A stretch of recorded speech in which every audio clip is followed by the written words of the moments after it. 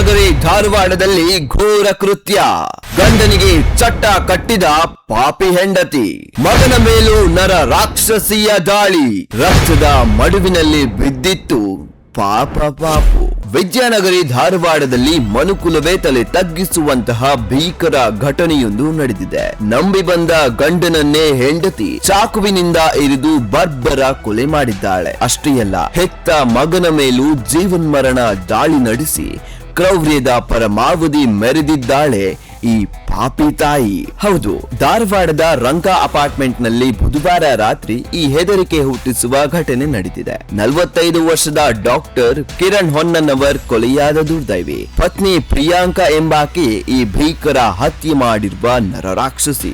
ಒಂದು ರೂಮ್ ನಲ್ಲಿ ಗಂಡನನ್ನ ಬರ್ಬರವಾಗಿ ಕೊಲೆ ಮಾಡಿ ಈ ಪಾಪಿ ಮತ್ತೊಂದು ರೂಮ್ ನಲ್ಲಿ ತನ್ನದೇ ಹೆತ್ತ ಮಗುವಿಗೆ ಚಾಕುವಿನಿಂದ ಇರಿದು ಕೂತಿದ್ದಾಳೆ. ಇನ್ನು ಘಟನಾ ಸ್ಥಳಕ್ಕೆ ಪೊಲೀಸರು ಹೋದಾಗ ಅವರಿಗೆ ಕಂಡ ದೃಶ್ಯ ಎದೆ ನಡುಗಿಸುವಂತಿತ್ತು. ಮಗ ರಕ್ತದ ಮಡುವಿನಲ್ಲಿ ಬಿದ್ದು ಸಾವು ಬದುಕಿನ ಮಧ್ಯೆ ಹೋರಾಡ್ತಿದ್ರೆ ಆ ಪಾಪಿ ತಾಯಿ ಪ್ರಿಯಾಂಕಾ ಕಿಂಚಿತ್ತು ದಯೆ ಇಲ್ಲದೆ ಆತನ ಪಕ್ಕದಲ್ಲೇ ಕುಳಿತು ಮೊಬೈಲ್ ನೋಡ್ತಿದ್ಲು. ಇದು ಸ್ಥಳಕ್ಕೆ ಹೋದ ಪೊಲೀಸರನ್ನೇ ಬೆಚ್ಚಿ ಬೀಳಿಸಿತ್ತು. ಮಾನವೀಯತೆ ಮೆರೆದ ಕಮಿಷನರ್ ಶಶಿಕುಮಾರ್ ಘಟನಾ ಸ್ಥಳಕ್ಕೆ ಧಾವಿಸಿದ ಹುಬ್ಬಳ್ಳಿ ಧಾರವಾಡ ಪೊಲೀಸ್ ಆಯುಕ್ತರಾದ ಎನ್ ಶಶಿಕುಮಾರ್ ಅವರು ತಕ್ಷಣ ಕಾರ್ಯಪ್ರವೃತ್ತರಾದರು. ರಕ್ತದ ಮಡುವಿನಲ್ಲಿ ಬಿದ್ದಿದ್ರು ಇನ್ನು ಉಸಿರಾಡ್ತಿದ್ದ ಮಗುವನ್ನ ತಾವೇ ಸ್ವತಃ ಕೈಯಾರೆ ಹೊತ್ತುಕೊಂಡು ಖಾಸಗಿ ಆಸ್ಪತ್ರೆಗೆ ದಾಖಲಿಸುವ ಮೂಲಕ ಕಾಕಿಯ ಹಿಂದಿರುವ ತಾಯ್ತನದ ಕಾಳಜಿಯನ್ನ ಮೆರೆದಿದ್ದಾರೆ.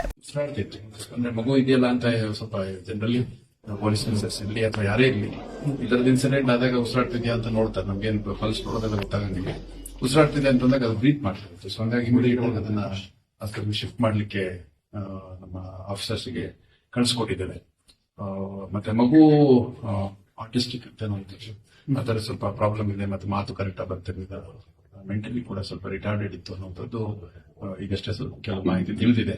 ಇದು ಸ್ವಲ್ಪ ಒಂದು ಕುಟುಂಬದ ಒಳಗಡೆ ಆಗಿರುವಂತ ಒಂದು ಘಟನೆ ಅನ್ನುವಂಥದ್ದು ಹೇಳ್ತಾ ಇದ್ದಾರೆ ಕುಟುಂಬ, ಕಿರಣ್ ಅವರ ಮನೆಯವರು. ಅಕ್ಕಪಕ್ಕದ ನಿವಾಸಿಗಳು ಏನು ಮಾಡಬೇಕೆಂದು ತಿಳಿಯದೆ ಕಕ್ಕಾಬಿಕ್ಕಿಯಾಗಿ ನಿಂತಿದ್ದಾಗ ಕಮಿಷನರ್ ಅವರು ತೋರಿದ ಈ ಸಮಯ ಪ್ರಜ್ಞೆ ಮಗುವಿನ ಪ್ರಾಣ ಉಳಿಸುವಲ್ಲಿ ಸಹಕಾರಿಯಾಗಿದೆ. ಪಾಪಿ ಪತ್ನಿ ಪ್ರಿಯಾಂಕಾ ಪೊಲೀಸ್ ವಶಕ್ಕೆ, ತನಿಖೆ ತೀವ್ರಗೊಳಿಸಿದ ಕಾಕಿ.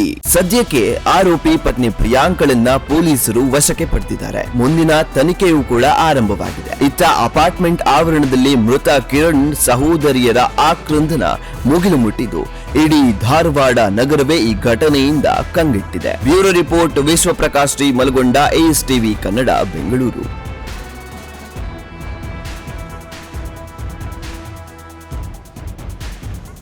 ಅಪರಾಧಕ್ಕೆ ಸವಾಲು ದಿನಪತ್ರಿಕೆ ಜೊತೆಗೆ ಡಿಜಿಟಲ್ ನಲ್ಲಿ ಹೊಸ ರೂಪ.